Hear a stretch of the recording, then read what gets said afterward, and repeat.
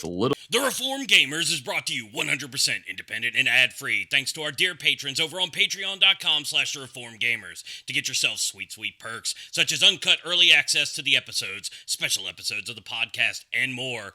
Head on over to patreon.com/theformgamers and consider lending support and joining the herd. Without further ado,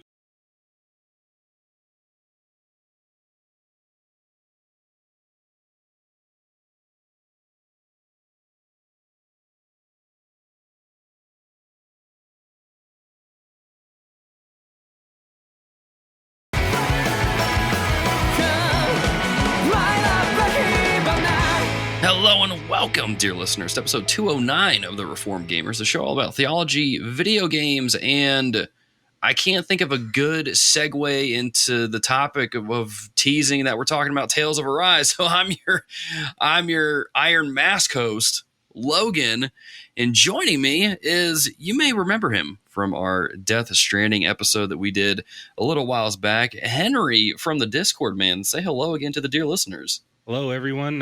Glad to be back and happy to be talking about Tales of Arise today. Yeah, man. Dude, I remember when I was talking about, well, really, I think you and I don't even know how to pronounce this other person's name. Is it Jamiscus? In my head, I always say Jimicus. I don't know if that's right.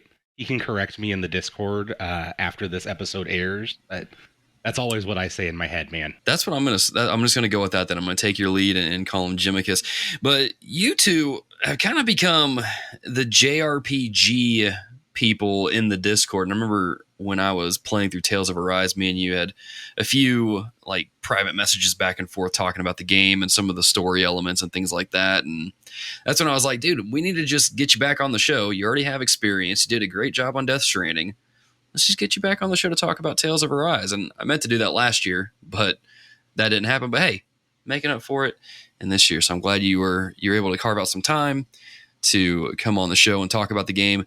Really good. Probably, well, I don't want to say too much about the game just yet. I want to save it for the listeners and later on in the show. But, really good game. I would say it's even gone so far as to revive the Tales series after the last two kind of so-so titles. But we'll get into that a little bit. Now, before we get into the show proper, as always, a little bit of housekeeping. And because I recorded the last episode not too long ago, I remember that we have the little soundboard here, so I can just play the housekeeping sound so Skinner doesn't have to edit it in.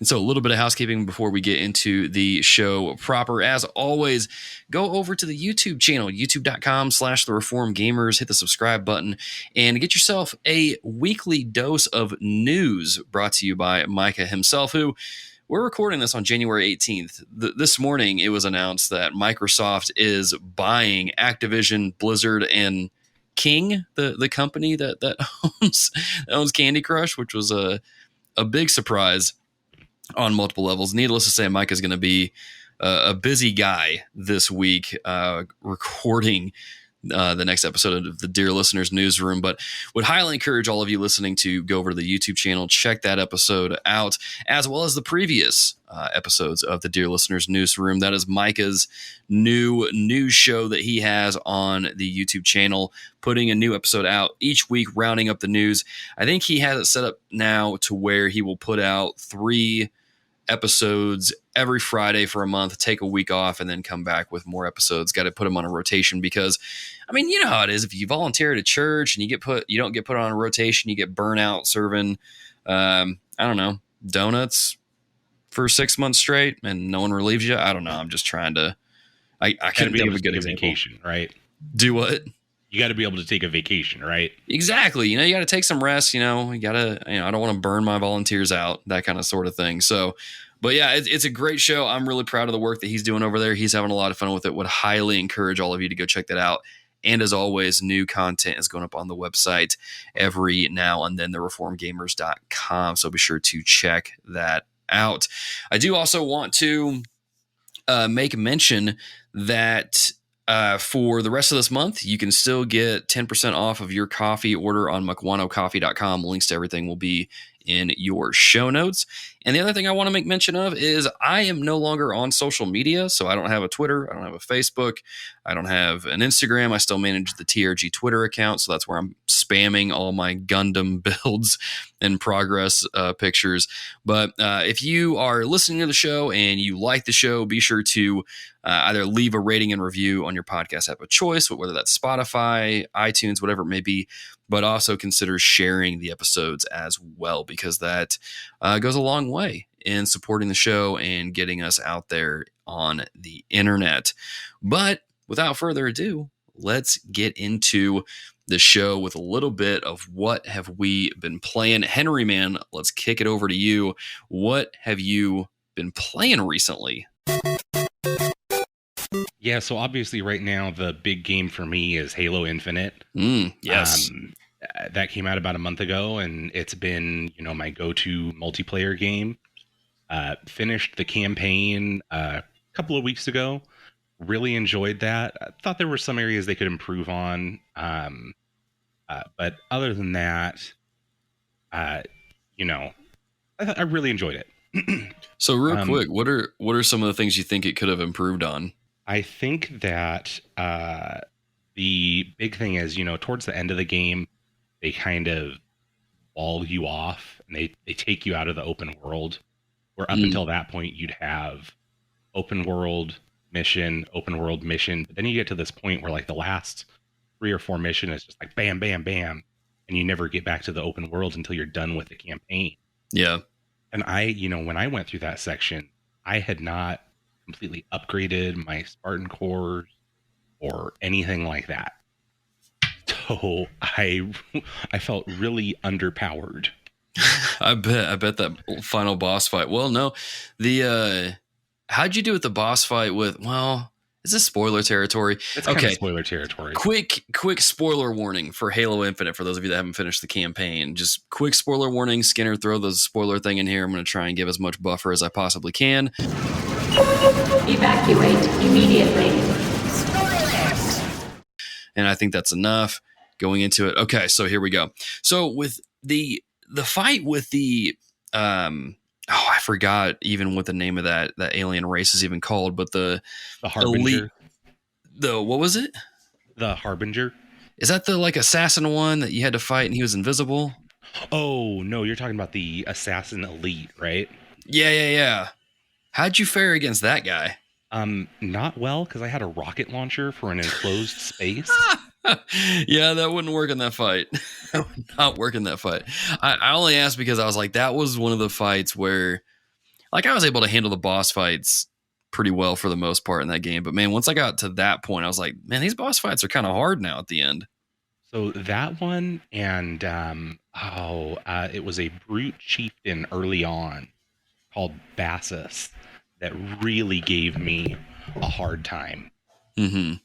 Like, I had a tough time getting through Bassus. I don't know if I fought that one. I'm trying to remember if I even fought that one. I can't remember. I'll have to go back and check. But it was part of the main game, so you had to have. Okay. But it was when you're going into the mining area. You remember there's that area where you got to turn off lasers. That's right. I remember that one now. Yeah. Yeah, and so you're in an enclosed space, and it was another one where I had like a rocket launcher, and he is like coming up on me, and he just kept dodging out of the way of my rocket shots. So real quick, what difficulty did you play on then? I play on heroic. Oh wow, okay. It's one of the few games that I feel like the difficulty tuned pretty well for the heroic difficulty. Okay. Yeah, I think I played on normal. So yeah, I'm curious to see kind of what the difficulty difference would be. I might have to go back and try that out on heroic and see how once they put out co-op, maybe we do that. That would be a good idea. Yeah, maybe even try legendary out and see if we can get through that. But anyway, you enjoyed the game overall though, right? Yeah. I think when I rated it, I think I gave it like a 4 to a 4.5 out of 5. That's pretty fair. Yeah. Not bad. It wasn't perfect, but it's the best Halo game that we've had in a long, long time. That's very true. That is very true. That actually reminds me, we need to do an episode on that game, but that's for another time. So, but apart from Halo, it looks like you're playing something else. What's this other game like? Yeah, so being the JRPG guy, I've always got a JRPG I'm in the middle of. So right now I'm kind of working my way through Atelier Ryza 2, which is I don't know how familiar you are with that series, but it's a series based around alchemy, I've and you definitely play as an alchemist, and you're trying to create different things to help out your town and things like that. was this on the. Do you know if this was on the PS Vita at one point? This one wasn't, because this is a pretty recent release. Okay. There have been like 20 games in the series, so Okay, I'm sure I've chances probably are come across something was one. on there. Yeah, I've probably come across one then at some point, but this is a more recent one Yeah, that this you're one playing? came out last year. Okay. A little more niche than your typical JRPGs, but I enjoy them. They're pretty good. So like, I'm not super familiar with them. Like what kind of like is it turn based? Is it on a Um, grid? How's the there combat like? is there's a mixture. This one is ATB based, Okay. um, but there's some interesting flavors on there. Like you can charge up your turns so that you can do like multiple turns at once that are more powerful and things like that. Oh, okay. But then there are other games in the series that are just straight turn based as well. Okay. So this is kind of similar to it kind of makes me think of Bravely Default because couldn't you bank turns in that one to use them later on? Yeah, yeah. Okay. Very cool. Very cool. So what's the story like then? Not that I need to get into another JRPG series at this time, but The story on these is pretty light and fluffy. okay. It's more of like if you're familiar with like slice of life anime, it's more of like Oh. a slice of life thing where it's just like a day in the life of this person who is trying to run their business and make things to help their town out. The Okay. newer games in the series are starting to get more into the JRPG tropes of things like, you know, start out, I got to rescue the kitten from the tree, and at the end, I have to kill lowercase g God.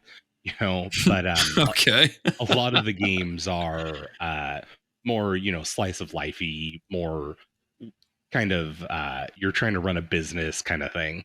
So a little more laid back than probably what Yeah, you're yeah, accustomed to, kind of like that comparison you just made. yeah. Okay, fair enough. Interesting.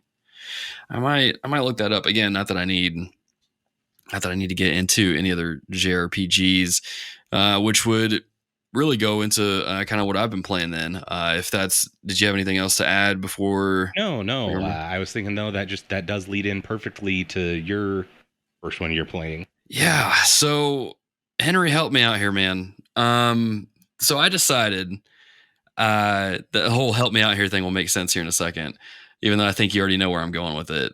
So when I was looking at my library of games, right? I don't call it a backlog anymore, as per my recent YouTube video. I was looking at my library of games, and I was thinking, man, I'm really in the mood for just a good story-driven game like a JRPG. Don't really want to play through Persona 5 Royal just yet. I don't know if I want to put another 100 hours in a Persona 5 just to get to the extra content. Yeah, I But can't blame you there. it's a lot. That's a time commitment and a half. And I was looking through my library and I was like, you know what? I have had these Legend of Hero games recommended to me multiple times. I've tried to get into Trails of Cold Steel a couple of times, both on Vita and PS4. Didn't really take.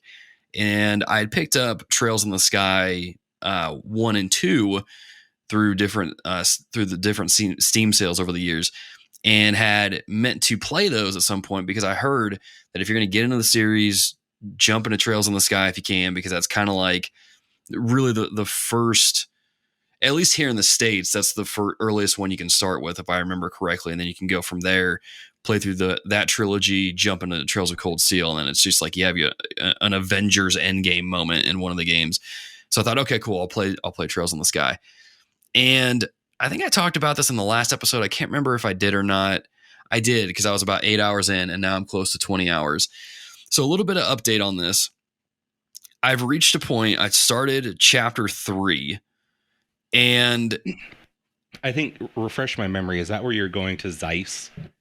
I think it's like the technology Yeah, rich place. Yeah. That's where I'm going.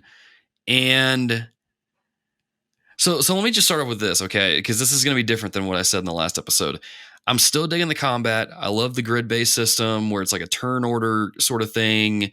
You put in your commands, you plot things out, and you strategize. I love that aspect. I love the music because it's kind of jazzy, like a little Persona going on. I like that. Love the characters. I think Estelle and Joshua, as stereotypical as they may be from what I've read in some of the reviews, I think they're funny. I think their interactions are great. I think the whole like how the different side characters are telling Estelle like, oh, you should date Joshua is like it's a little weird because technically they're brother sister in the story, but they're not really brother sister. But I still find it funny because it's just I don't know. I love The Office, so that awkward kind of humor kind of is funny to me. Why are you the way that you are? Honestly. But I've reached a point now in the game where I'm like, there isn't really. So they introduce kind of a plot in the beginning of the game. Their dad is disappeared. They're trying to find him.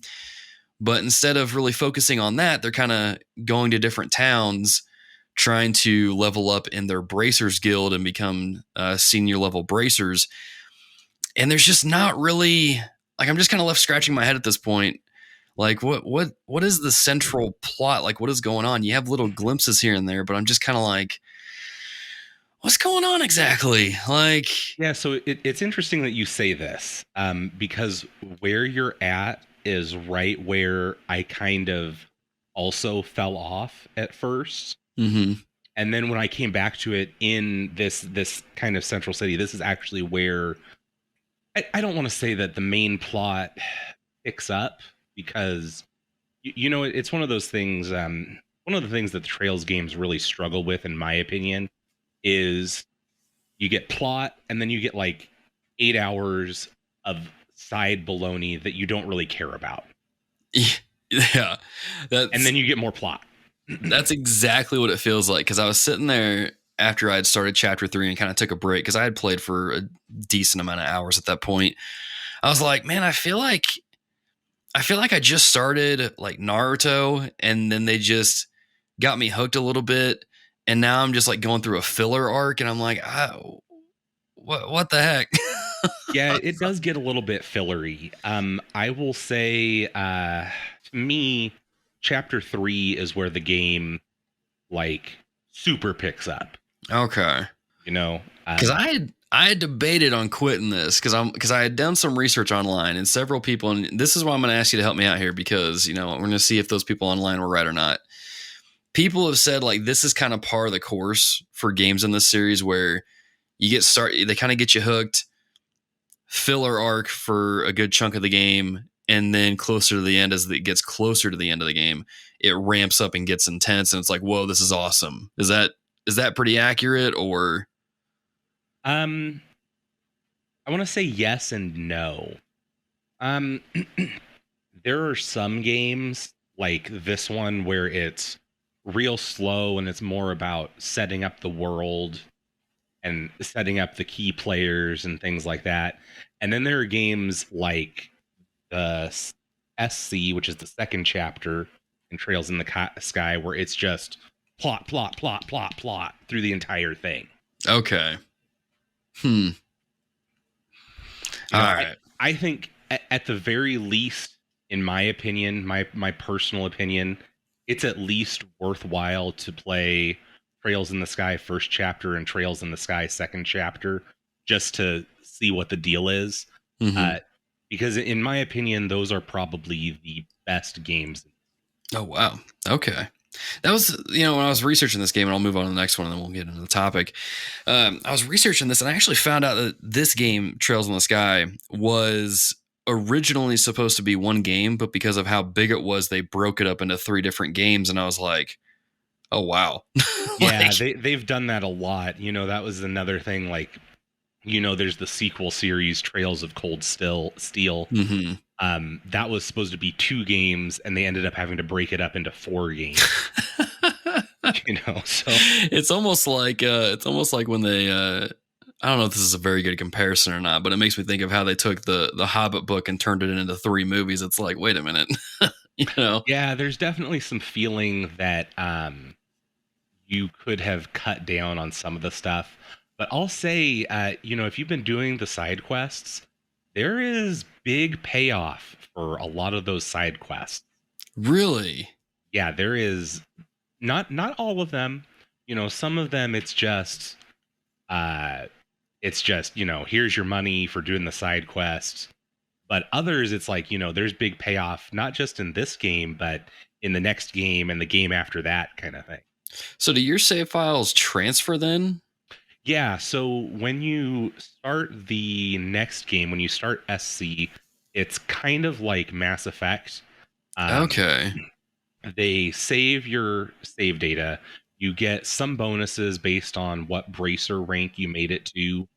And then you also get, I think you keep your levels. And then they change the magic system just ever so slightly.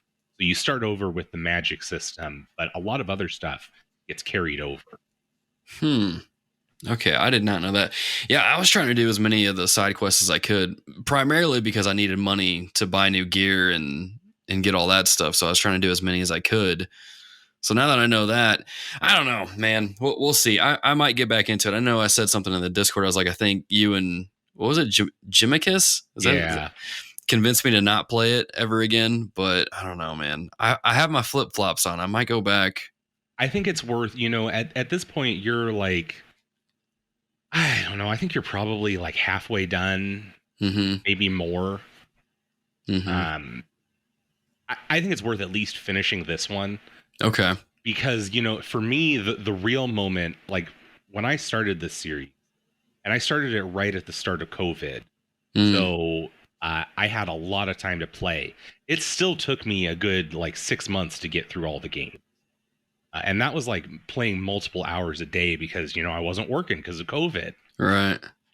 And I said to myself, okay, I've heard good things about this game. I'm going to play the first game and then I'm going to take a break and play something else. I like to do that. I like to switch between, a kind of lighthearted game and a more serious.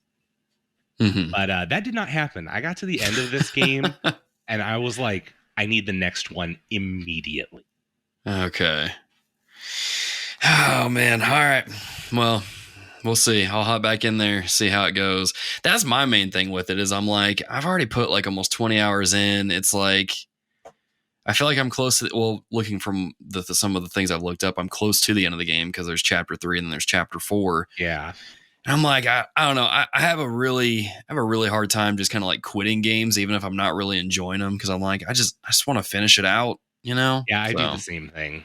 So don't feel too bad. Yeah. Well, it's like I said too, I'm really enjoying the characters. This is some of the most, in my opinion, some of the most well-written characters in any game that I've played in a while. And just the different things in there. I thought the school play thing, even though it was a little drawn out, it was a very hilarious kind of a little throwback to Final Fantasy VII to a certain degree.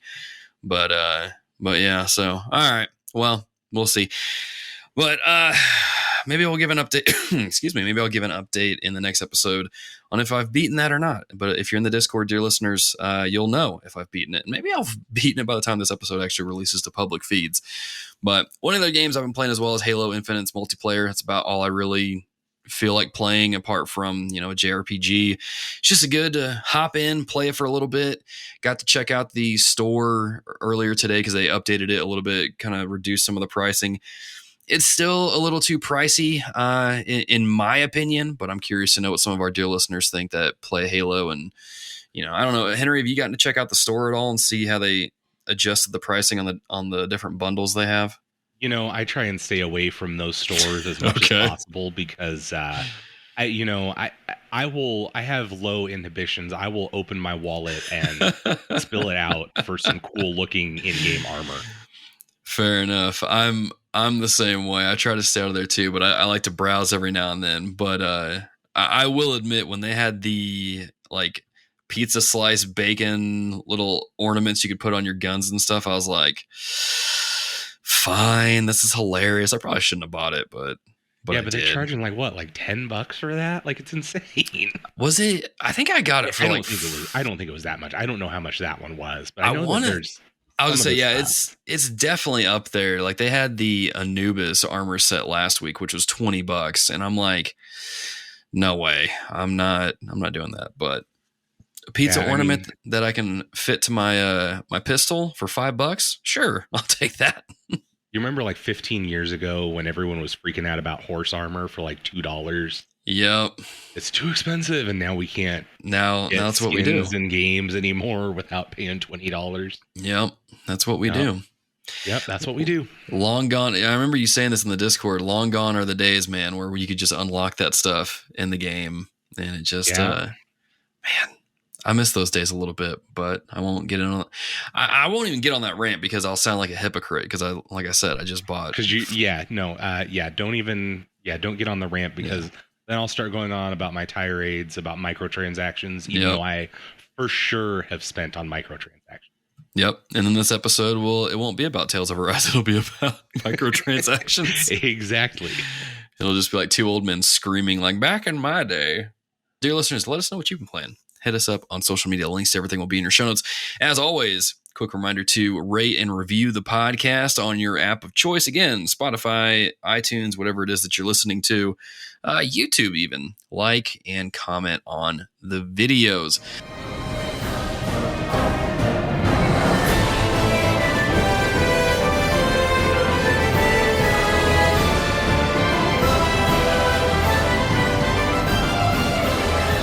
With this episode, we are here to talk about Tales of Arise, a game that I was looking very forward to because I have been playing the Tales games for quite a while, since the GameCube with Tales of Symphonia, actually. Really enjoyed the series, one of my favorite JRPG series. And, after Zestiria and Berseria, I was like, man, Tales is just not hitting like it used to. And then when Tales of Arise was announced, I was like, oh man, this has got to be it. This is where Tales comes back and it revitalizes the series, and we get a good JRPG series again. And we're going to talk about whether or not it succeeded or not in revitalizing the series, although I think you can tell by the title of the episode that that it did. So we're going to go over that a little bit here. But as always with these episodes, in case you are new to the show, kind of how we do these specific episodes, we go through a little bit of development highlights. We give our initial thoughts on the game spoiler free, and then you will hear a spoiler warning you to get out from the episode if you are listening and you don't want any bit of the game spoiled. And then at that point, that's your opportunity to get out of the show and then go play the game for yourself. Spend 60 to 70 hours playing it and enjoying it, and then come back and listen to the spoilered part? Yeah, the spoiler part of the show. So that being said, you're in the safe zone now, but later on you will know when you are entering the danger zone because you will hear the sirens. So a little bit of development highlights for Tales of Arise. Development for this game actually began shortly before the announcement of Tales of Vesperia Definitive Edition back in 2018, which, as an aside, if you haven't played Tales of Vesperia, one of the greats in the series, would highly recommend you play that. I should probably add that to my Reco now that I am thinking about it, but I'll add that later. Now, the game uses a in-house engine built around Unreal Engine 4, which actually offered a higher quality in regards to the character models and environments, which if you've played past games and you play this game, you can definitely tell, oh man, they really upped the quality on that. And the nice thing about this game is that it was the team was comprised of veteran developers who had worked on previous games in the series. Some even go so far back as having worked on Tales of Fantasia, which was originally released on the Super Famicom in Japan in 1995 and then was later ported to the Game Boy Advance in the US in 2006. So wide range of people working on this team here, so you kind of see that coming out in the game a little bit. And what's interesting is that you talk about veteran designers or veteran developers on this team. The art director and character designer Minoru Iwamoto actually worked on the two previous games, Tales of Berseria and Zestiria, creating the different characters and doing the artwork, which you kind of see because it's kind of has some consistency between the three games. Now, this game was originally slated to release in 2020 for PC, PS4, and Xbox One, but was later delayed to September 10th, 2021, partially because of COVID, partially because of they needed some more time to optimize it for PS5 and the Xbox Series systems. And Tales of Arise released to relatively high praise, earning 9s and 10s from IGN and Push Square, while earning a 7 out of 10 from GameSpot, who I didn't really read the review all the way through, so I won't quote them on it, but you can go check that out and see why they rated it a 7 out of 10. And Tales of Arise, fun fact for those of you that have played it and maybe don't know this, received special crossover DLC in October of last year that added Sword Art Online protagonist Kirito and Asuna, as well as some other cosmetic items, and you can actually fight Kirito and Asuna. And it's I'll get into that a little bit later. You think it's an easy fight at first, and then Asuna goes Super Saiyan, so it's pretty dope. But let's get into some of our initial thoughts of the game. But I'm curious to know, Henry, first and foremost, what is your history with the Tales of series? Is Tales of Rise your first game? Have you played other games? What's kind of your history with the series? Yeah, so this is actually my first game in the Tales of series. I really enjoyed it. After I was done with that, I did go back to try and play some of the other games. So I made it about 10 hours into Tales of Berseria, and I'm just not totally feeling it. Yeah. Yeah, I was the same way. I like it's got some stuff going for it that I really like, and then there's other stuff where I'm like, why did you do that?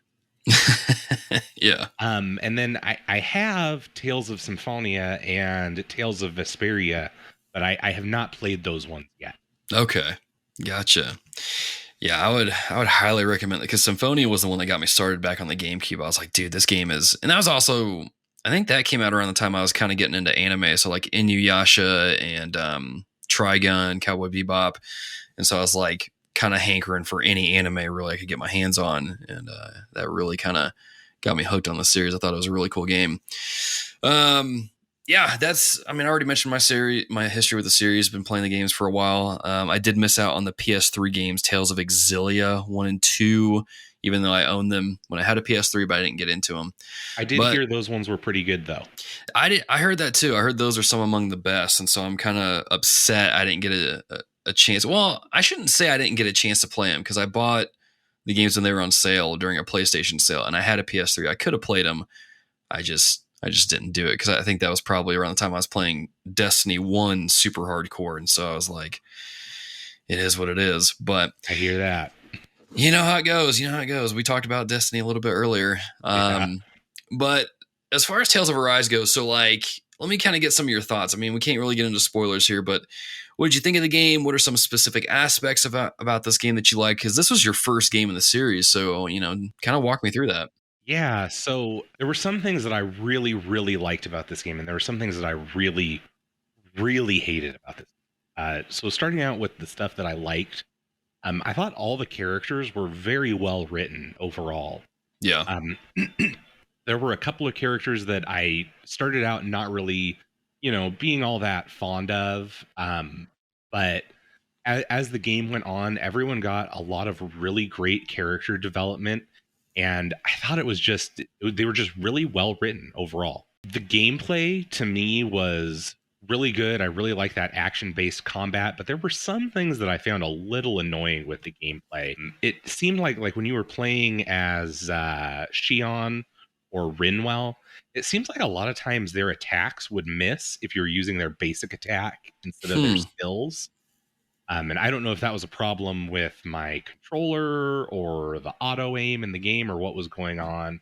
Mm-hmm. And then I thought that the CP system they implemented for healing was awful. I hated that so much. Yeah, that was one I definitely wanted to bring up, because I hated that system as well. I was like, can we just go back to a mana system, please? It's way better than how this was implemented.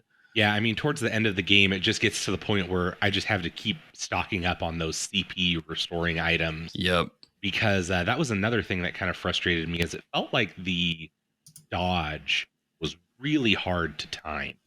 Really? Yeah, I had a hard time with the dodge.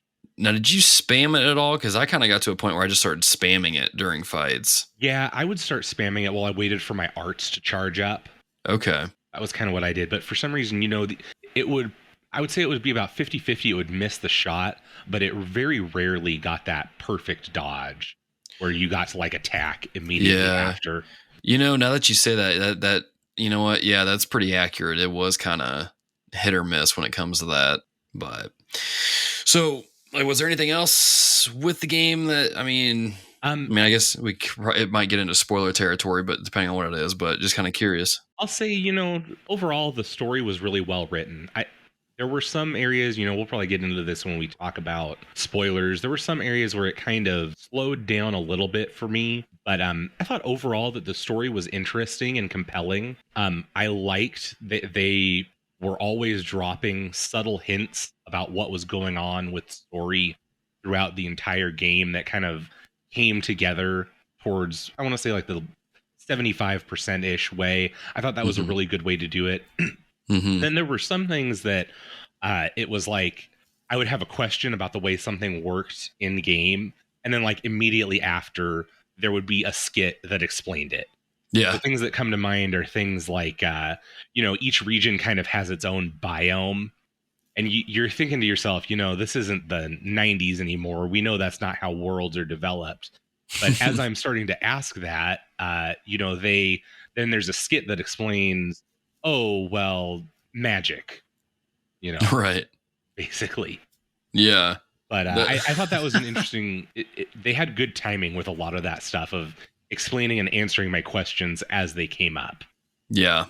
That's one of the things I've always kind of liked about the Tales series. They have a way of doing that through those skits, and the skits have always been one of my favorite things about the series is just having that extra little bit or extra little added piece of the game that lets you kind of get to know the characters a little bit more and see their personalities interact with one another, and just kind of see them get into goofy little interactions that are always just kind of fun to watch. I'll kind of segue it over into my thoughts, and I'll get to some of our Twitter responses here. Yeah, just one quick comment though before we move on. I did want to comment on the skits. I thought I don't know about you. I always play in the dub. I don't like having to read. But I thought the dub voice acting was also very good in those skits and in the cutscene. Oh, they did a really good job capturing the emotion. Yeah, I played with dub. I'm sorry. Some of our dear listeners might shun me on this one, but I can't do subtitles. The only time I'll do subtitles is if I'm trying to watch Attack on Titan as it's coming out, and that's really the only time. And same here. Yeah, so how it is. I agree. I thought all the voice actors and actresses did a really good job in this one, especially Alphen and Shion. I mean, even my boy Dohalim. Law was about what I expected actually from that character. They kind of like wanted to go in there and smash stuff. That's just how he is. Law was one of the ones that kind of when I started, I didn't really like him, but he kind of grows on me a little bit. Yeah. He's kind of like Naruto at first. He's a little annoying, but he grows on you, and then you love the little knucklehead. Yeah. Overall, I'm really glad this game is as good as it is, because I suffered through Tales of Zestiria, and that was, oh boy, that was a rough game. I finished it begrudgingly, but it was a rough game. Berseria did a little bit better, but even then, kind of like you, I got to a point I'm like, I'm just not feeling this game at all. I don't really like the characters. I'm just not digging it. And thankfully this one, in my opinion, kind of reinvigorated my interest in this series and got me back on board. I thought this is honestly the best cast the series has had in a while. Thought this, as far as the story goes, it can get a little convoluted at times, but I think it's definitely a good one. A lot of action, a lot of, in the feels moments. And I think the combat is easily the best it's been yet in the series. I think the way that you can take your combos, mix them in with the arts and all those things, it just feels more fluid in this game. It feels more kinetic, and it makes it a lot more fun. I do have a few gripes with the combat in relation to the difficulty, which I've noticed has been a bit of it's different depending on who you talk to. For me, it seemed like the game would ramp up in difficulty at random points, and then sometimes when you would go into your fights, it just felt like your attacks didn't really hit, like they didn't really do anything. And so it's kind of like, it's just weird because the combat wasn't, in those instances, it wasn't as satisfying as what I had wished it would be. But then again, I just moved the difficulty down to easy, played through, and had very little difficulty afterwards. Pretty much the only problem I had after that was just the bosses were just sponges at that point. And I'm like, man, how many times do I... You got to make sure to have the right arts for the right bosses. And I think that's probably part of what my problem was. I didn't really pay enough attention to that, even though I should have. I played the other games. I should know that, but I got a little lazy. I found this bread and butter combo that I just liked spamming, and then I just didn't really care after that. So that's probably what part of my problem was. But trying to think if there's anything else that I want to touch on before we go over to... No, that's about it, because everything else is spoiler related. For you. Yeah. Who was your staple team? So I would always try to have Alphen, of course, Shion, Rinwell, because she can cancel out casting like mage users. And then I would have so that's 3. I would either have Kisara or Law in, because get into the combat a little bit here. Each character has a specific like special move that can do a certain effect. Like Rinwell you can activate her move during combat and it'll disable or cancel out all of the mages that are trying to cast a spell. Super handy. Law will stun enemies with a punch, and then Kisara will come in with her shield and usually stop like a charging enemy. And so depending on the fight, I would swap out Law for Kisara or Kisara for Law, depending on what I needed. I didn't really use Dohalim a whole lot in my party, just because I don't know why, to be honest. He was one of my favorite characters, but I just felt like Law and Kisara were more useful or more functional in a lot of the fights I was getting into. But what about you? Yeah, I would say the same. I usually had my staples were Alphen, Shion, and Rinwell, and then I'd usually swap between Dohalim or Law. Mm-hmm. I did not use Kisara as much. I found Dohalim's special skill to wrap things in vines to be a little more useful. Okay, that's fair. Yeah, right on. Yeah, right on. Yeah, no, that's one of the things too with them that I really liked about it, is that it seemed like each character was actually useful. It seemed like I was always calling in the different characters during fights, especially during boss fights. I was having every character, just jump in and use their moves. They all have their own unique identity that's really well defined. Yeah.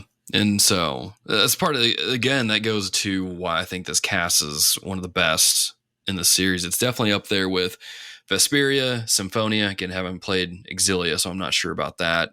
It's definitely better than Tales of Hearts R, which was I don't know if anybody played that on the Vita, but that wasn't a bad Tales game. It was just kind of like, it was all right. It was fine. It's perfectly fine. But I did tweet out to get some responses over on Twitter, just kind of seeing, I'm just curious what y'all think about this game, And Adam Claudefelder writes in, one of my favorite games last year, fun adventure, great combat, and a fun story. Chris says Tales of Arise was pretty fantastic. That's it. It was pretty fantastic. And then Fuzzfinger Gaming says that I really enjoyed it. Started playing just after Christmas, and 2 weeks later, they had completed it all, 65 hours in total, and still wish there was more. But a few issues, though. The story was a tad meh, and the intro music says it made him cringe. Characters and gameplay were great, though. I liked the intro music. Yeah, I really liked it as well. It was kind of like it was typical anime, which isn't. I guess if you don't like Japanese pop music or Japanese, I guess that's music, fair. Yeah. Or if you're not like a big anime fan, I could see how you might think that. But for me, here's an input into my inner weebdom. I've got an anime playlist on my Spotify that I regularly listen to and add to. I really liked it. I thought it was good music. Yeah, I did too, especially at one point when like you're mild spoiler, but as you play through the game, there's one point where your intro music changes. It's kind of like when you're watching an anime and when you get to like the second part of the season, it just changes the intro on you. And so I thought even that was pretty good. What's really fun to do, I don't know if any of our listeners are on TikTok, but there was this trend going on for a while where you take the song Dear Maria and you play it over an intro to an anime and it fits with it perfectly. I tried it with Tales of Arise and it fit perfectly. I was like, all right. That's amazing. It just goes to show that Dear Maria is an anime song, even though it's technically a punk rock song, but no, it's actually an anime theme song. So with that being said, we're going to transition over to spoilers. We're going to dive into the story. We're going to break some of the themes down and things of that nature. So dear listeners, if you are listening at this point and you do not want the game spoiled, you have not played the game yet, then what you need to do is pause this episode, go play the game, or watch a story synopsis video on YouTube. I don't know. You pick what you want to do. But again, spoilers, going to get into it. You're probably going to hear the sirens here in a second, but spoilers, all that stuff. There's the sirens. Evacuate immediately.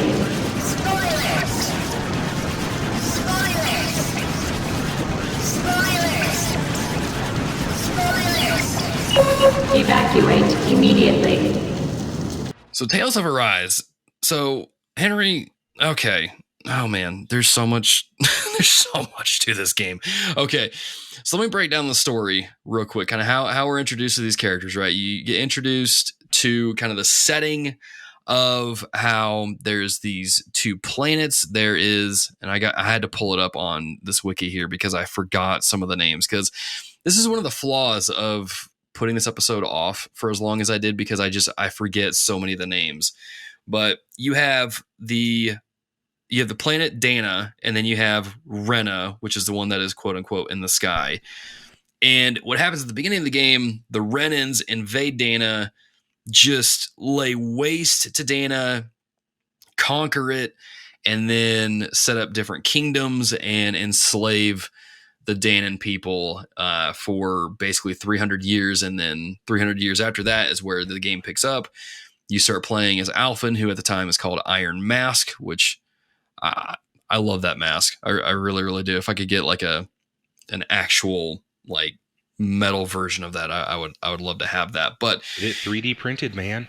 That's what I should do. If any dear listeners that are have a 3D printer, let me know, and I will pay for it. But so you play as Alphen, and through a series of events, you wind up running into the Crimson Crows, who is like they call it a terrorist group, but it's really like a liberation kind of freedom resistance group, who is led by Zephyr, right? It was Zephyr, right? Yeah, it's Zephyr. Okay, yeah, because that's Law's dad. And so you run into Shion as well, and that's when you discover she has thorns, where if anything, like if you touch her, then these thorns come out and attack you and hurt you. It's also when you learn that Iron Mask, aka Alphen, can't feel pain. Or that's one of the sections. No, that's further reinforced. You actually find that out at the beginning. And so then you find out, kind of what she's all about, what she's trying to do, and she's trying to find the Renus Alma so she can get rid of her thorns. But then you have to go through the different kingdoms and take out the different lords and essentially free Dana, while at the same time trying to free Shion of her thorns. And then it just goes from there. So you visit, I think it was 1, 2, 3. I think it's like 4 different areas. You fight 4 different lords in the first half of the game, and the last half of the game is you kind of going for the big boss. And yeah, it's a lot, man. So let me kind of ask you about this, because I kind of said it there in that very brief, haphazard melting pot of an explanation of the story.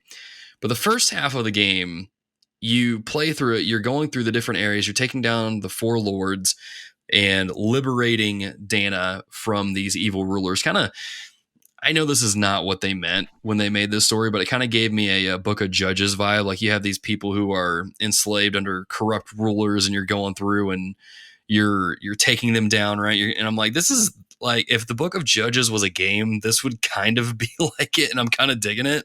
No, I'm totally with you there. I absolutely could see how you could see allusions to the Book of Judges there. Yeah, and so I'm like, again, like I know this is not what they meant in there, but like that was a little thing that I connected in my head. I'm like, I'm really digging this. Like I like going in here, taking down these corrupt rulers, freeing people. This is so cool. But then you reach the last kingdom where you run into Volron, who is the lord of that area. And once you take him down and you liberate the people, the game takes a noticeable shift in both focus and tone, because it takes place after you take him down. It takes place it jumps 6 months later or something like that, or is it 3 months? I think it's just a month. Okay, is it just a month? I think it's just a month if I recall correctly. Okay, not too terribly long, but enough for me to kind of go like, man, what have you guys been doing in this past, in this time jump here?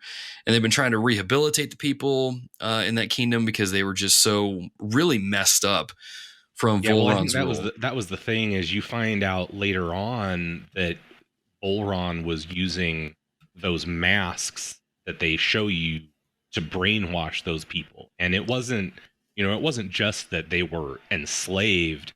They had, in that particular kingdom, they had no ability to do anything outside of just be these sacrifices. Mm-hmm. Or oh man, what do they call the energy? The energy? They have to gather up all the energy. The astral energy. Yes, the astral energy. So they just become these sacrifices for the astral energy, because that's one of the things we find out about probably about halfway through, is people who die are turned into this astral energy goop that gets beamed up to the other planet and used for their power source. Yeah, because you see that with Kasara's, it was her brother, right? Yeah. After you take all the astral energy out of someone, you turn into this goop, and yeah. And so I think that was the implication, is what they were trying to do during that month is rehabilitate that kingdom.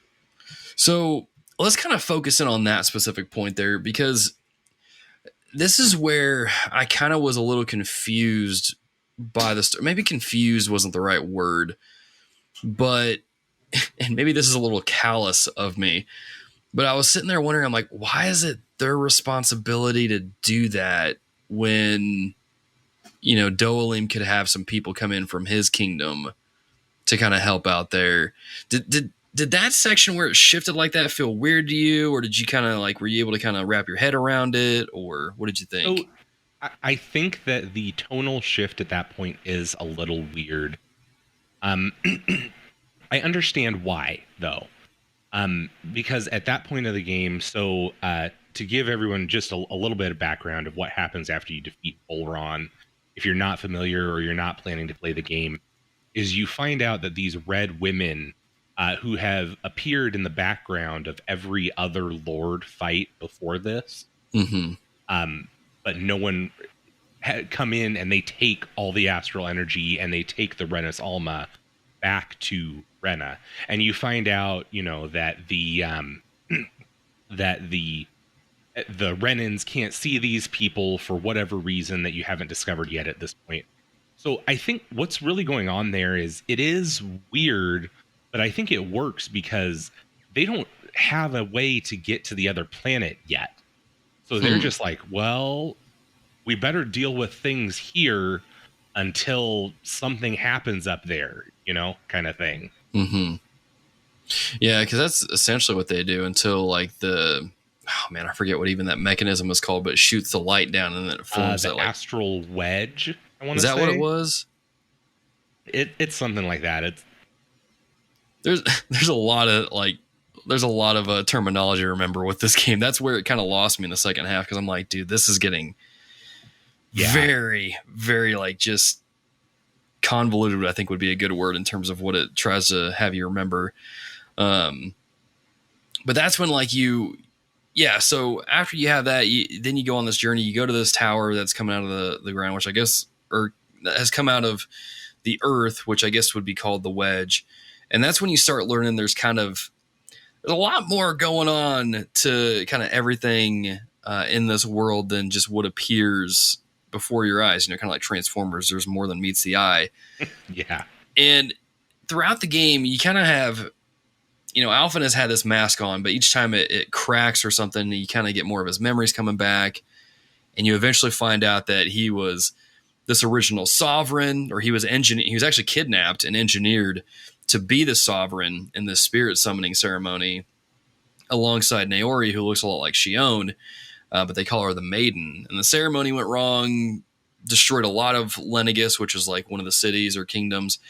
And man, so Naori put that mask on him so it would kind of conceal his pain and he wouldn't remember any of that stuff.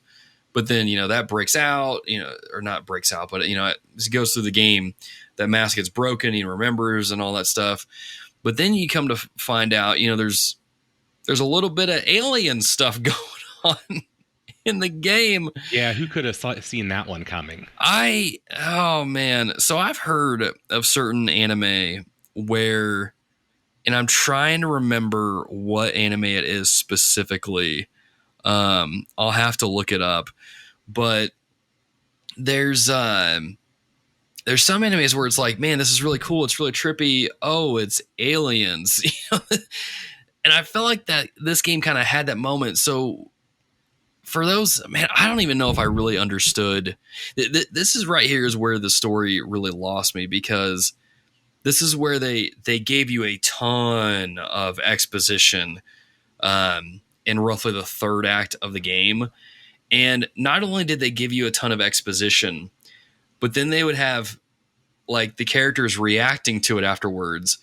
And then you would have a series of skits back to back to back after that, like almost regurgitating a lot of it. And at that point, I'm like, this just made it more confusing because you guys kind of over explained it to the point where I'm like, what was this about again? So Henry, how did you feel about this, man? Did this stuff with the aliens and Havrak 35 like confuse you at all, or did you manage to follow it? Kind of what was your initial reaction to that? You know, for me, I'm a sucker for a sci-fi twist on what looks like, you know, and ostensibly this is just a medieval fantasy game with magic.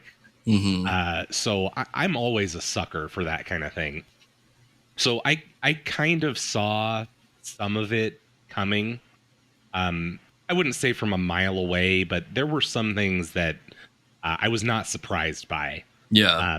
Like I was not surprised by the fact that they flipped the script on us when we went to Lenegis, the moon, and we found out that everyone's Danins. There are no actual Renins. I did actually really like that twist. I was like, okay, that's really cool. I did like that, and I did think it was interesting. You know, while we're on that subject, I really did think that kind of touched on the depravity of man as a whole. Of, you know, they were enslaved, and then when they were given a modicum of freedom, or at least they viewed it as freedom, they then enslaved people themselves. Yeah, kind of thing, and I thought that was interesting. So for me, I'm a sucker for a good exposition dump. The area where you felt like the game slowed down was kind of where it sped up for me. Oh, wow. Really? Yeah. And so there were a couple areas where I felt the game went slow.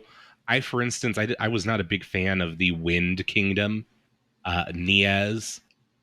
The Wind Kingdom. Who was that? That was the Lady Lord. Almydra, I think her name was. Yeah, I didn't really like that. Well, first of all, girl needs to get some clothes, man. Because I was like, yeah, you're telling me.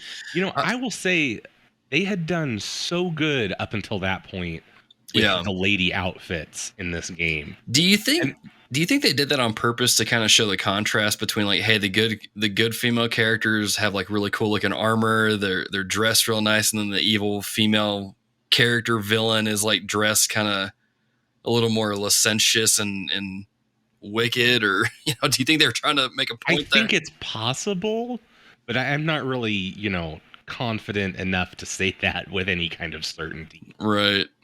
I thought that was a funny juxtaposition because I'm like, dude, this is literally the character from Hyrule Warriors again. So Yeah, exactly. oh man.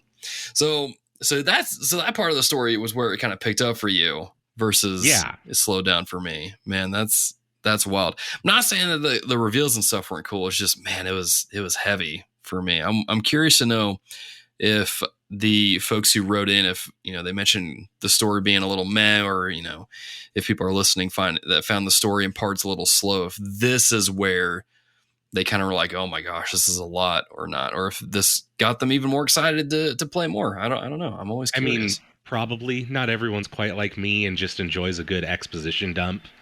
But for me, it's really just a revelation. For me, at this point, it's a revelation of everything that has been revealed so far, and then you flip some of it on their head, and then you go straight back into the gameplay for the rest of the game. Yeah.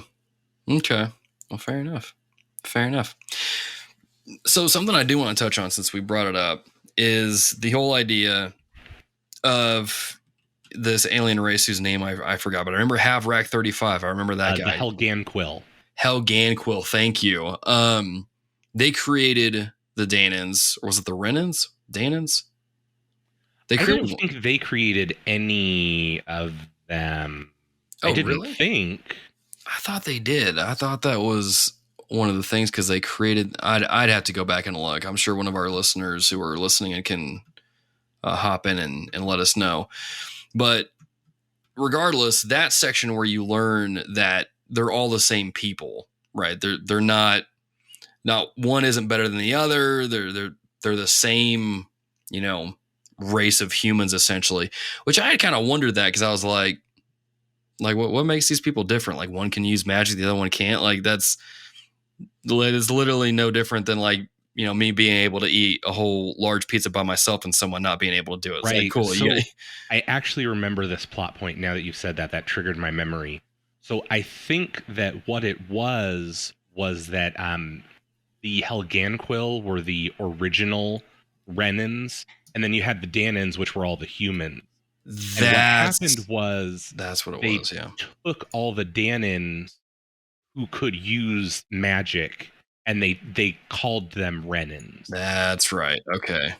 I think that's, if I recall correctly, I think that's what happened. That sounds accurate to me. I could be wrong. I actually pulled up a wiki up here, but it doesn't tell me any of that part after the second part of the game. So, but that sounds about right, because I remember that magic being a big thing, because Renwell even talked about how, her people were able to, at some point, people were able to use magic, and then they stopped being able to, and she was kind of getting back into using it at that point. So that makes a lot of sense.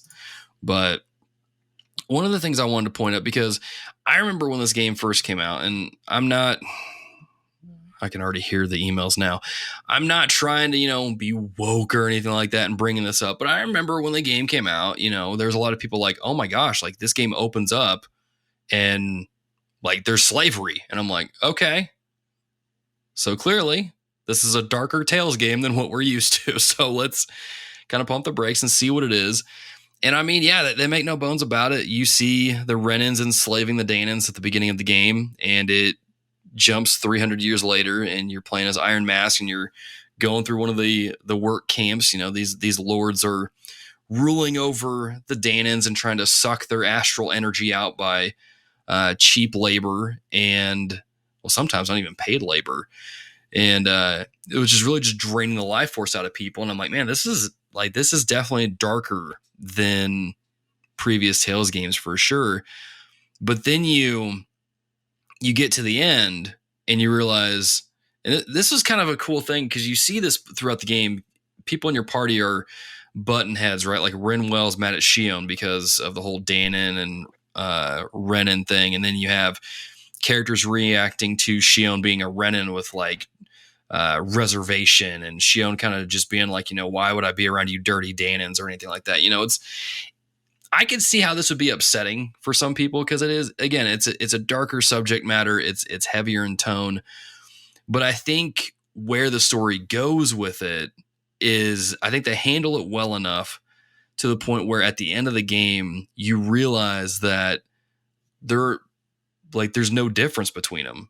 Like there might be some like magic abilities, special abilities between the two, but apart from that, nothing really major. And it just kind of, I liked that message because once the characters, and really this is kind of the whole theme for Tales of Arise, is overcoming boundaries, overcoming like just grievances or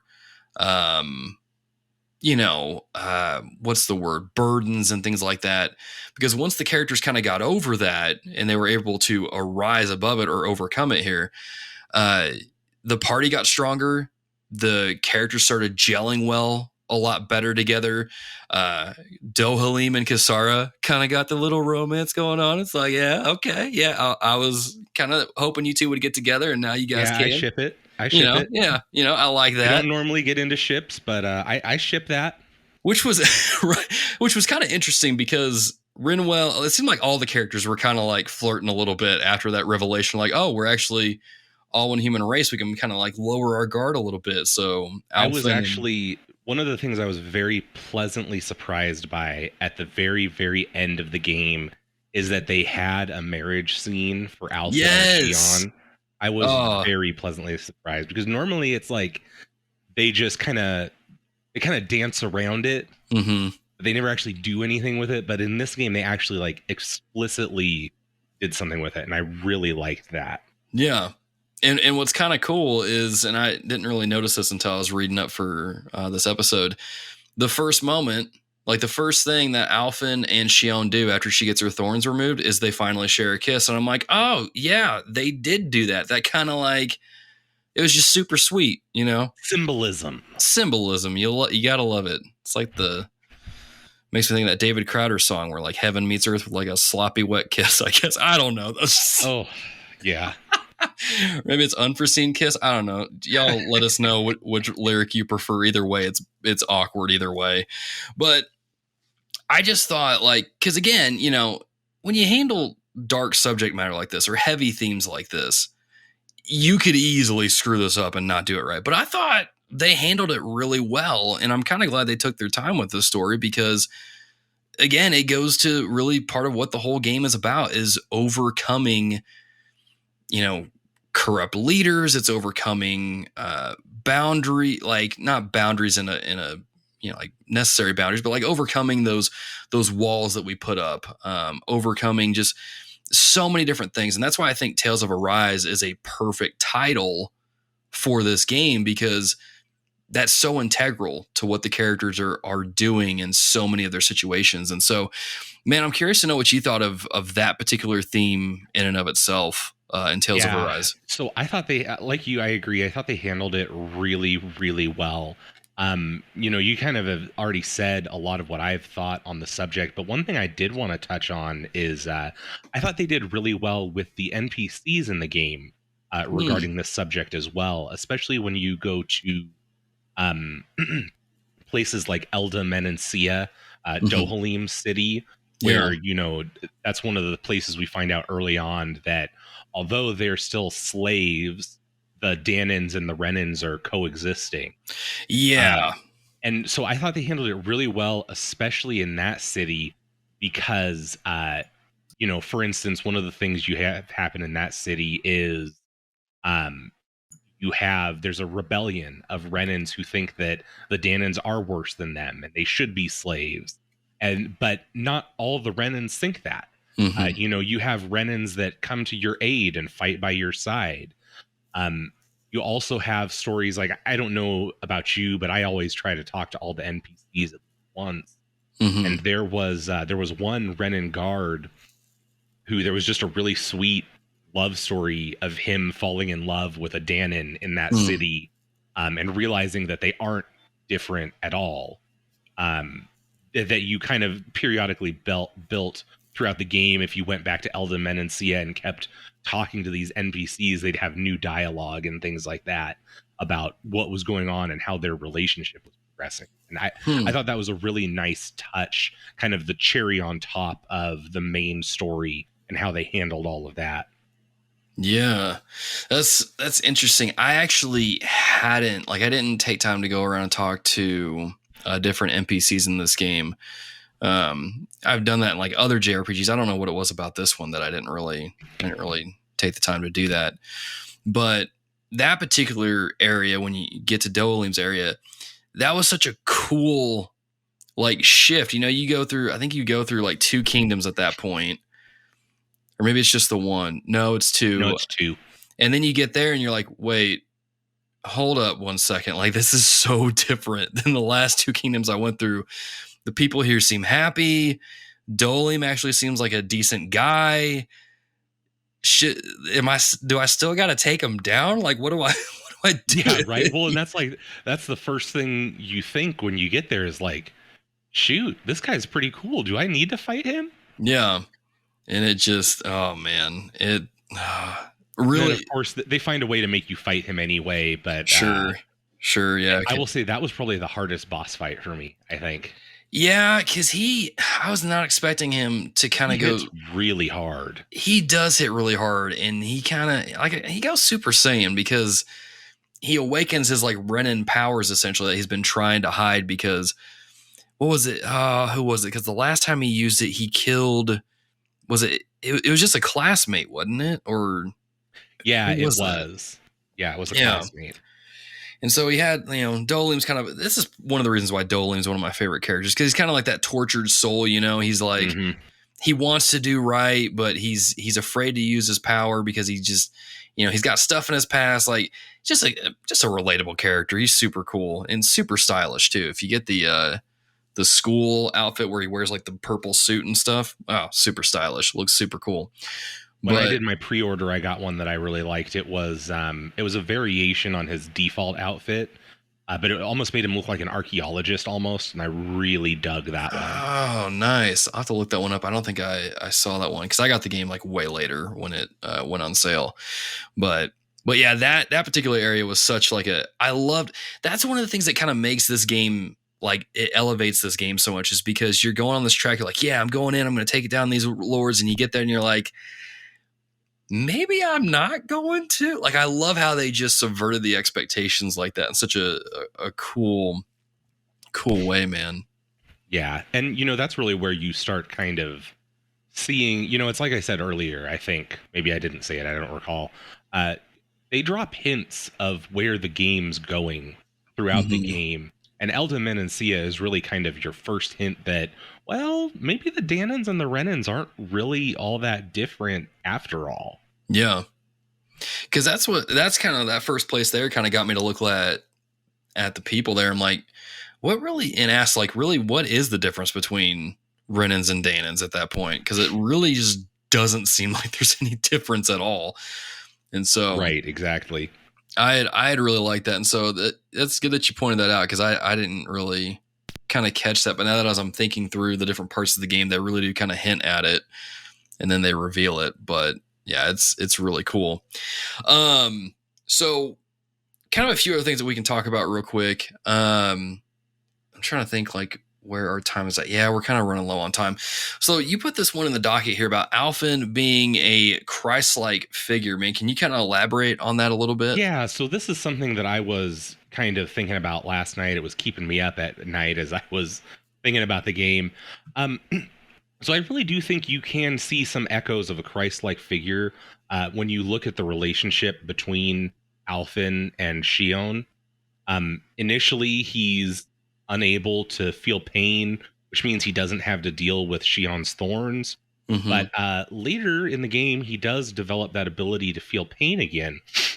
And, much like Christ, our Lord, he has to suffer to be able to redeem his bride until the end when all is made right, Yeah.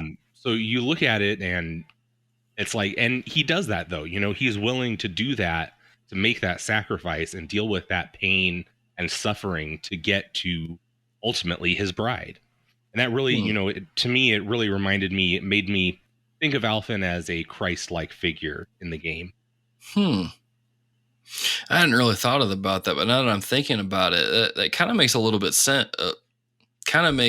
of sense there, especially as you kind of, like think about at the end of the game, the characters are willing to essentially, well, Alphen especially is like willing to sacrifice himself so that Shion can be rid of her thorns. And then I don't even know. Yeah, I can see that.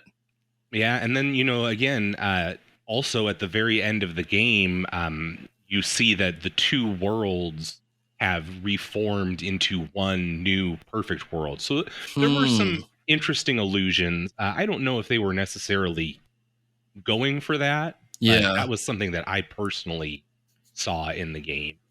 I'd kind of be curious to know if that is what they're going for, because something I've noticed in like playing a lot of JRPGs is they typically have some kind of theme or concept or series of themes that are pulled from God. I mean, especially you see it in like, granted, Persona and Shin Megami Tensei are from like a Gnostic religion and some weird melting pot of all the different world religions, but you see it in something like Xenoblade Chronicles. You see it in, I'm blanking on the other games, of course. I think Final Fantasy, so 13 was kind of like, I don't know. I'd have to go back. Yeah, 13 is kind of like that.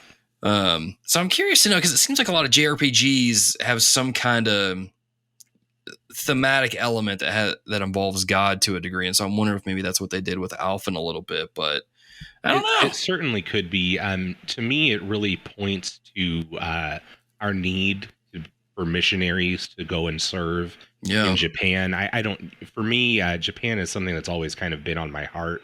I don't know how familiar you are with it, but I think it's something like only 1.5% of the population there is actively Christian or anything like that. Now, luckily, in Japan, they're not hostile to Christianity. But because of those Buddhist and Shinto roots in their religions, they tend to take more of a, well, all religions are correct kind of approach. Yeah. So it's not directly ostracized, but it's also not, necessarily overtly promoted. Yeah. It's kind of like how like Hindus would add Jesus to their pantheon of gods sort of thing. Exactly. Yes. Yeah. Okay. Interesting. I might have to play through that game again and just maybe not play through the game, but definitely look at some of the story sections and kind of look at it through this lens, because I think that would be a pretty fascinating lens to look at it through. So as we kind of start wrapping up here, I wanted to ask this question. And I've said this multiple times already as who my favorite character is. But man, who was the best character and why was it Dohalim? Because he's just the best. He really is, man. I think he probably gets the most character development and the most, I don't know, change out of all the characters. Because he kind of goes from starting out as, ignoring the problem, and then he kind of develops into, well, I'm going to leave my lordship and travel with these people and help free Dana. And then as you finally get to unraveling all the mysteries of the game, he finally gets to be the further developed leader of all of the quote unquote Renans, living on Lenegus. Yeah. And so I think for him, he has the most character growth. I don't know though. I really liked all the characters on your team. So I would say it's tough for me to pick between Dohalim, Shion, and Alphen as my favorite. Yeah. That's fair. I think my thing with Dohalim is it's a cool redemption story. I'm a sucker for good redemption stories, and to see Dohalim go from killing a classmate to kind of being haunted by that to kind of not really humbling. Well, no, he was a pretty humble dude to begin with, but kind of working through that and then getting into a position, where he really is the leader that he was always meant to be. Is just like, dude, I love it. These are the kind of characters I gravitate towards. So yeah. But the thing I liked about Dohalim as well, and you kind of touched on it too, is he's very honorable. So I don't know if you recall, but I think his story was, he killed his friend, but it was after his friend had attacked him. And he had kept that hidden all these years from this girl on Lenegis, Mm-hmm. and she had spent this whole time hating him when really it was because he killed his friend, when really it was his friend that had instigated it.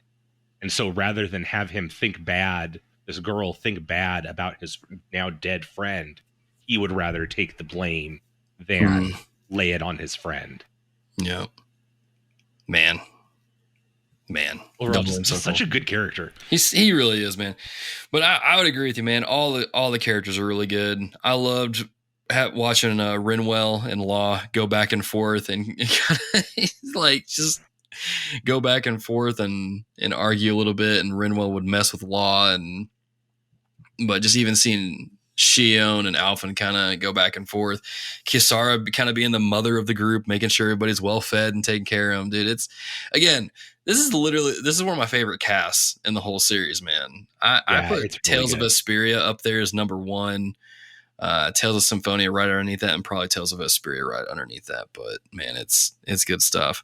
But Henry, do you have any other closing thoughts about Tales of Arise before we close this episode out? So there was one thing I wanted to ask you about that I didn't see on our show notes. So I thought most of the villains were pretty good, but what did you think about Volron, man? Wasted opportunity. Yeah, I kind of felt exactly the same way.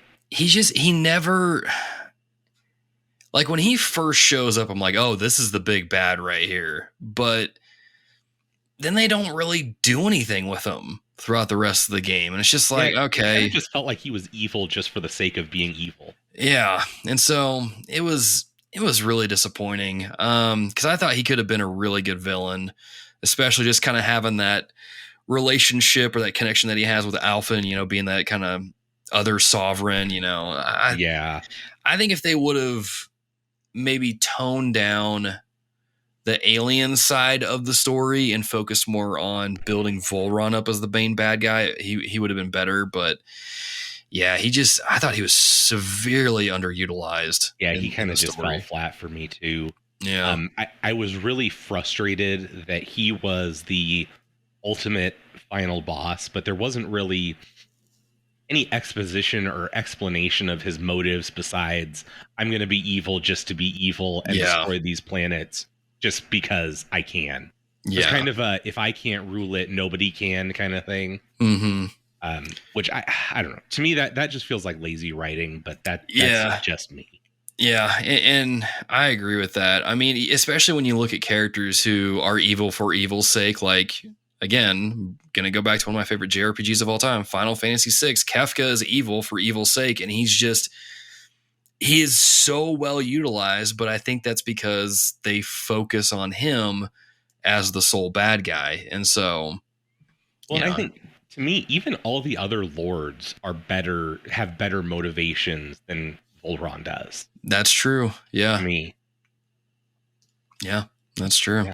Yeah.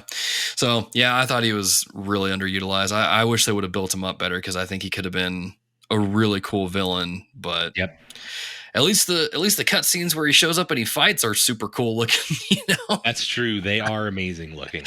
I can go with that. But anyway, so Henry, is it safe to say that you would recommend this game to people? Oh yeah, absolutely. It is a great game. I haven't written up my review yet for it because I'm behind, but I'd probably give it 4.5 stars out of 5. Yeah. I think that's probably what I'd give it to. I'd recommend it. I'd even recommend the Sword Art Online DLC if any of you that play it are really into Sword Art Online, because the fight between Kirito and Asuna is... I mentioned this before. I went into the fight as a level 55 because it was close to the end of the game. Took down Kirito like he was nothing. I was like, yeah, take that, you whiny brat. And then Asuna goes Super Saiyan and nearly wipes my entire party. And I'm like, okay. So you were the one I should have watched out for. But what was it, an Ornstein and Smaug moment all over again? Kind of. It was a little intense. I was like, man, this level 25 just wrecked my level 55 characters like it was nothing. So, but it's pretty cool. And I think, especially if you really like Sword Art Online, you get Kirito's jacket and you get Asuna's dress to put on Shion. So, I mean, you get some cool stuff that's from the anime, and I think people will really enjoy. But yeah, I enjoyed it, even though I'm not really SAO fan, to be honest. But I wanted to pick it up because I'm like, this is cool. I want to check this out. So yeah, I recommend Tales of Arise. Great game. Easily one of the best in the series. Would highly recommend Tales of Vesperia, Tales of Symphonia, Tales of Exilia too, if you have access to those. But definitely the other games are worth checking out. So that being said, dear listeners, as we start wrapping up episode 209, gotta thank our patrons. Thank you. You love me. You really love me. For the month of January, helping us get 2022 started off right, allowing us to continue what we're doing. And those lovely folks are Alex Castellanos. Cassie? Isaac, you changed your name from the really long one you had. I see what you did there. Chris Freeman, Christopher Commander, Daryl Tavares, David Henderson, David Matthews, Derek Smith, Jake Walker, Jeff Jackson Jr., Jimmy Changa, Josh Broccolo, Kiefer Winborn, Kokoro Daki, Luke Strain, Mark Kozlowski, Matt Edwards, Matthew White Chocolate McDougal, Matthew Millsap, Melvin Benson V, Micah Hendrick, Michael Toller, Mr. Butts, Nate McKeever, Paige Penson, Retro Rewind Podcast, Ryan1701E, Sam White, Savone Pena, Third Strongest Mole, Travis, Vincent Yu, Weatherman Keith, Wesley Ray, Xavier Medina. Y'all, thank you so much for supporting us in the month of January, allowing us to continue what we're doing and allowing us to continue what we're doing here in February as well. But before I let you go, some recos. Henry, what are some things our dear listeners should check out this week? If you have the means, I highly recommend picking one up. Okay, so I know I'm like a month late, but I finally saw the new Spider-Man movie yesterday, and if you haven't seen it, just go see it. It's really good. It's really, really good. I think we talked, I don't know if I talked about this in the last episode or not, but I don't normally go see movies in theaters multiple times. This is one of the few I've actually wanted to go see it again and again. Yeah, I kind of want to go see it again too. I don't really have the time, but I really do. Did you go see it in IMAX? No, I didn't. The local theater I have it's not that fancy, but I kind of wish I would have, because I bet that would have looked awesome. Did you see it in IMAX? I didn't. They didn't have any good show times. I usually go while my son is napping or when he's at school, at daycare. Mm-hmm. So no, I did not get to see it in IMAX this time. Man, well, whenever it comes out on Blu-ray, I'll just like strap a VR headset to my head. I just dang it, words are hard. Henry, what's your other reco? So my other reco kind of ties in with one of yours, but I won't step on your toes too much. So I have recently, over the last year or two, been getting back into Lego. They have a ton of sets geared towards adults these days. Yeah, they are amazing. So I just got an International Space Station set a couple of months ago that I just finished. That I really like. That. And I'm a space geek. So I will, if there's a Lego set that's space, I will eat it up. So I've got, the original Saturn V rocket that they went to the moon on in Lego, and the moon lander and stuff like that. That's cool. So Legos are not just for kids. They've got lots of good adult Lego sets. I find it's a good way to relieve stress when not playing video games or reading or whatever. It's a good time. Yeah, man. Definitely. Well, to segue off of that then, my reco this week, again, is check out Model Gundams. If you're following TRG on Twitter, you've seen one of my most recent builds, I forget what this Gundam is even called. I think it's like the Exia Gundam Celestial Being model or something like that. There's a series of numbers to it, but it was my first like level 2 grade build, and man, was it definitely an ordeal, but it's a lot of fun. I would highly recommend it. Again, dear listeners, if you want to get into it and you're curious, maybe you're a fan of Gundam and you're like, man, I've always wanted to build one of those, or you just want something to do where, you're kind of cutting back on screen time, reach out to me on Discord or on Twitter, and I'll give you some kind of how-tos and some things I wish I knew before I started, sort of things, so you can get started on the right foot. The other thing I'll reco, Henry, this will appeal to you because you said if it has anything to do with space, you're into it. For those of you that are looking for something new to read, and you kind of want something a little more fantasy, something to kind of like relax a little bit, but you want it to be a little actiony and have some intrigue there, check out Skyward by Brandon Sanderson. It's a fantasy book that takes place on this fictional planet called Alta, where you follow this girl whose name is Spencer, whose father supposedly is a coward in the military. He ran away during a flight, and so she's been branded as the daughter of the coward, and she's trying to join the military, the DDF, so she can become a ace pilot in the Space Force and redeem her father's name and fight back the aliens that are called the Krell. But there's as always with Brandon Sanderson, there's definitely a lot more to the book than meets the eye. So there's some mystery there. There's a little bit of intrigue, a little bit of AIs and fun ship battles. And as always with Brandon Sanderson, he isn't afraid to punch you in the chest with different story elements. So it's really good. If y'all are looking for a new book to read and you like space and stuff, definitely check it out. Because my wife had been telling me to read this for a long time, and I'm glad I finally did, because it is super good. So there you go. Skyward, Brandon Sanderson. Oh yeah, I'll have to check that out. Yeah, you're not the first person to recommend Brandon Sanderson to me. There you go, man. A pretty popular author. Anything by I don't really like to read a whole lot of fiction nowadays, but if I'm going to read anything fiction related, it's usually Brandon Sanderson. He's just stupid good at what he does. So I like it. I like his work a lot. But yeah, Henry, dude, thank you for joining me on this episode, man. Talking about Tales of Arise, man. We'll need to get you back on for maybe, I'm sure, the inevitable omnibus episode of The Legend of Heroes. So yeah, hey, I am always happy to gush about The Legend of Heroes. That is my bar none all-time favorite JRPG series. You let me know the day and the time, and I'm there.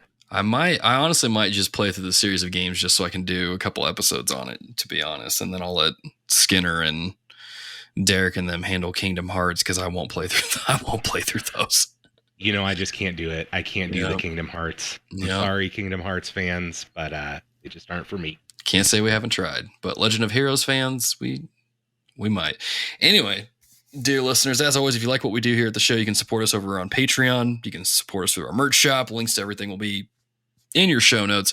You can also connect with us and get extra content, like going to the website, thereformedgamers.com, YouTube channel, or connecting with the various social media places that we are, and you can hang out with the community, whether that's on Facebook, Twitter, Discord. Links to everything will be in your show notes. Would love to connect with you so you can get plugged into the TRG community. Easily the best community in all of podcasting and gaming. I don't care what anybody else says. That's just the truth. It's scientifically proven, and it's been approved by fact checkers. So that being said, dear listeners, thank you for checking out this episode of the Reformed Gamers. And as always, be a dear, keep it locked here. We'll see you in the next episode.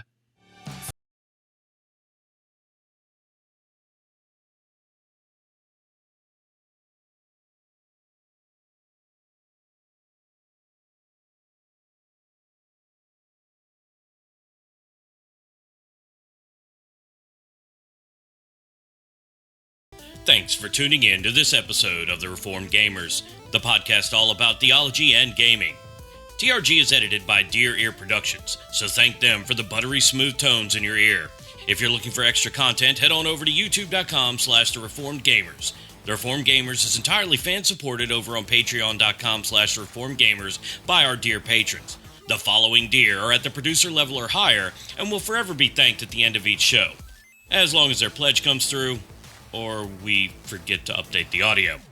Those people are Mr. Butts, Alex Castellanos, David Matthews, and Wesley Red. Thank you for your support on patreon.com, keeping our controllers charged, and supporting Logan in his never-ending quest to collect them all. Platinum trophies, that is. So be a dear, and keep it locked here. Keep listening. We'll catch you later.